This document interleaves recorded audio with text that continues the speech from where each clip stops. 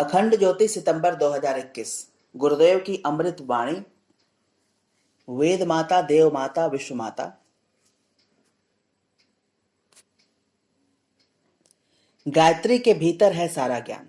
मित्रों, एक बीज के अंदर एक दरख्त का सारा ढांचा पड़ा है। दरख्त कैसा होगा, पत्ते कैसे होंगे, फूल कैसे होंगे, फल कैसे होंगे, ये सारी की सारी चीजें बीज रूप में छोटे से बीज में छिपी हुई हैं। इसी तरह शुक्राणु के अंदर बाप की नाक कैसी है, बाबा की आंखें कैसी थी, दादी को दमे की शिकायत थी, वह कैसी है, सारे के सारे खानदान की हिस्ट्री छोटे से शुक्राणु में कैद रहती है। और छोटा सा गायत्री मंत्र जिसकी हम उपासना करते हैं और आपसे उपासना करने के लिए प्रार्थना करने आए हैं। आप ग्वालियर वालों ने शक्तिपीठ की स्थापना की, हम जिसका उद्घाटन करने के लिए आए हैं। बीज के अंदर जो विशेषताएं दबी पड़ी हैं, जो दैवी संपदा कहला सकती हैं, जो हमारे भारतवर्ष की थाती है, जो ऋषियों की अमानत है और भारत की गरिमा की आधारशिला है, यह छोटा सा गायत्री मंत्र, छोटे से 24 अक्षरों का गुच्छक, यह बड़ा शानदार है। ऋषियों ने यह समझा दिया कि हमारे बेटों को, हमारी औलाद को इसको छाती से चिपका करके रखना चाहिए। इसे गवा देंगे तो मारे जाएंगे, इसे गवा देंगे तो कुछ रहेगा नहीं। मित्रों, मैंने सुना है कि किन्हीं खास सांपों के अंदर मणि होती है और जब तक मणि होती है तब तक रात को चमकते हैं। वे बड़े जहरीले होते हैं और बड़े फुर्तीले होते हैं। जब कोई मणि को निकाल लेता है तो बिल्कुल बेकार हो जाते हैं, बैठे रहते हैं और मौत के मुंह में चले जाते हैं। देखा तो नहीं, पर मैंने सुना है। अगर यह बात सही है तो आप यह भी कह सकते हैं, अपनी सभ्यता और संस्कृति ऐसी थी जिसके नागरिकों को न जाने क्या से क्या पदवी मिली थी, जिसके नागरिक महामानव कहलाते थे, महापुरुष कहलाते थे, ऋषि कहलाते थे, देवात्मा कहलाते थे और अवतारी कहलाते थे। उस सभ्यता को न जाने कौन ले गया। इस 24 अक्षर वाली गायत्री के अंदर एक फिलॉसफी है।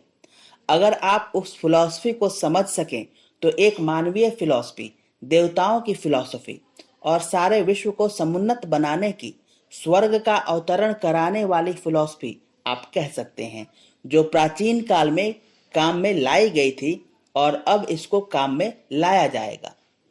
ऐसा है यह गायत्री का विज्ञान। यह हिंदुओं की है? अरे हिंदुओं की नहीं, यह तो सारे विश्व की है। मित्रों, एक बार जामिया मिलिया का उद्घाटन करने के लिए महात्मा गांधी जी दिल्ली गए। सारे मौलवी और दूसरे मुसलमान बैठे हुए थे।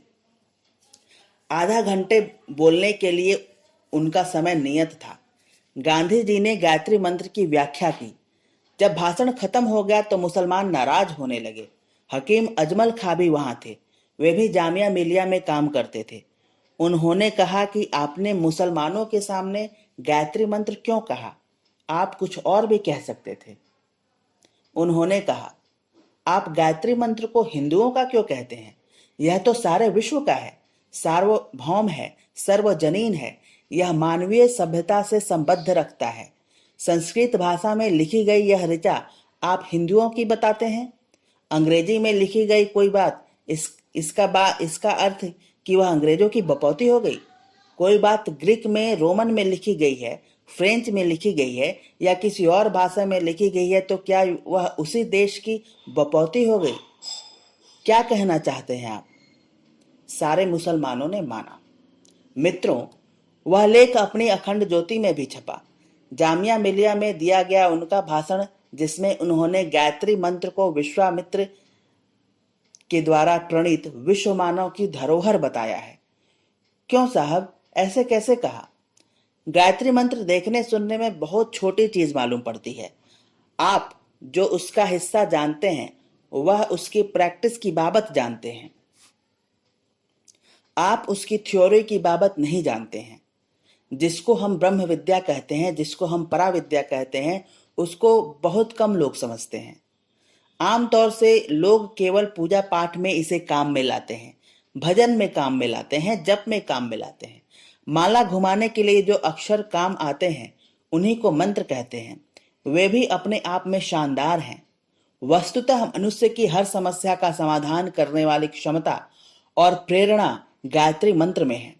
ऋषियों ने अपनी संतान के लिए आवश्यक समझा कि इस धरोहर को हम कंपलसरी बना दें, इसीलिए उन्होंने 2 नियम बनाए हैं।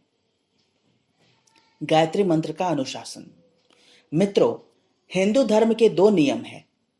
मिलिट्री मैन की 2 पोशाकें हैं। एक तो उसके नंबर होने चाहिए, मध्य प्रदेश पुलिस नंबर होना चाहिए, और उसकी कमर में पेटी रहनी चाहिए। अगर आप भारतीय हैं तो भारतीय संस्कृति के अनुयायी के 2 निशान होने चाहिए। एक आपके सिर पर चोटी शिखा होनी चाहिए और दूसरा आपके कंधे पर जनेऊ रहना चाहिए।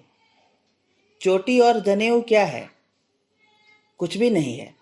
गायत्री मंत्र के रूप में मस्तिष्क के ऊपर एक अनुशासन, एक अंकुश लगाया गया है। हमारी बुद्धि को, हमारी अक्ल को निरंकुश नहीं होना चाहिए, इसके ऊपर अंकुश रहना चाहिए। हाथी अगर निरंकुश रहे तो कितना नुकसान पहुंचाते हैं, आपको मालूम नहीं है? अफ्रीका में मुझे बहुत दिन रहना पड़ा। अफ्रीका में हाथी बहुत पाए जाते हैं और इस कदर घूमते रहते हैं कि 100-100 के जत्थे, 200-200 के जत्थे में रहते हैं। लेकिन उनमें एक खराबी यह है कि वे अंकुश में नहीं रहेंगे, उलझ जाएंगे, लेकिन काबू में नहीं रहेंगे। कितना ही मारिए, चाबुक चलाइए, टुकड़े कर डालिए, पर वो किसी के काबू में नहीं आ सकते। इस तरीके से बागी हाथी होते हैं। मित्रों, उसका परिणाम यह होता है कि अफ्रीका का कोई फायदा नहीं होता। असम में हाथियों से बहुत फायदा है, उन पर वजन ढोते हैं। असम के किसान, असम के मामूली से व्यापारी 8-8 हाथी रख पाते हैं। एक हाथी 50-50 टका रोज कमा कर देता है।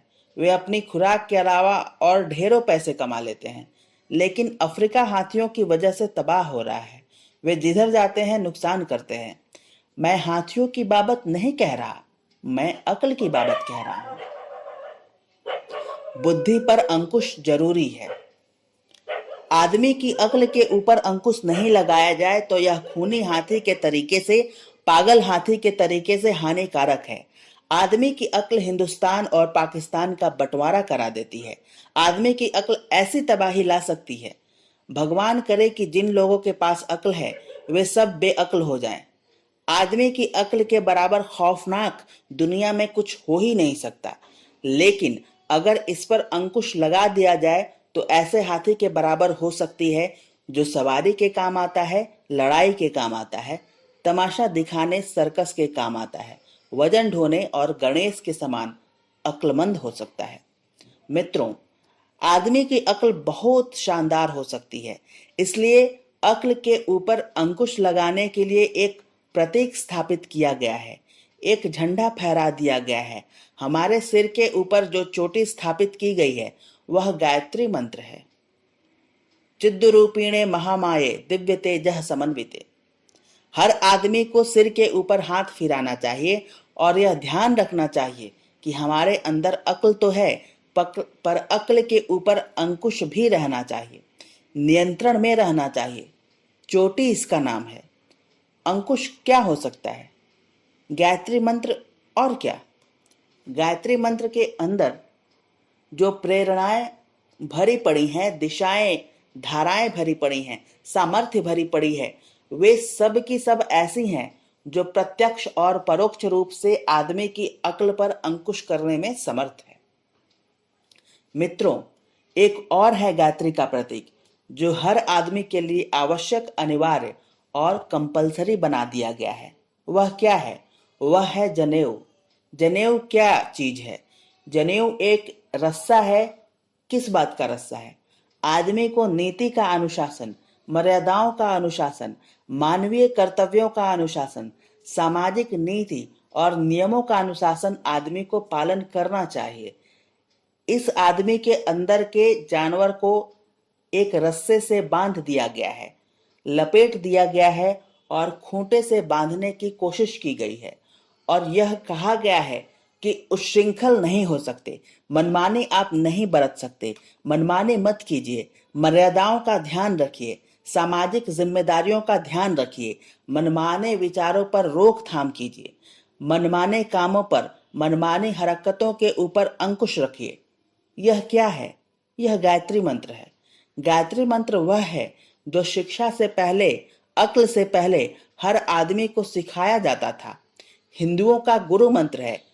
गुरु मंत्र एक है, बहुत से मंत्र नहीं हो सकते, एक ही मंत्र है। बच्चों का स्कूल में दाखिला होते समय प्राचीन काल में, ऋषि समय में सबसे पहले जो पढ़ाया जाता था, गायत्री मंत्र पढ़ाया जाता था। इसीलिए इसको गुरु मंत्र कहा गया है। बच्चों को जनेऊ दिया जाता था और गायत्री मंत्र दिया जाता था। समाप्त। क्रमशः अगले अंकों में।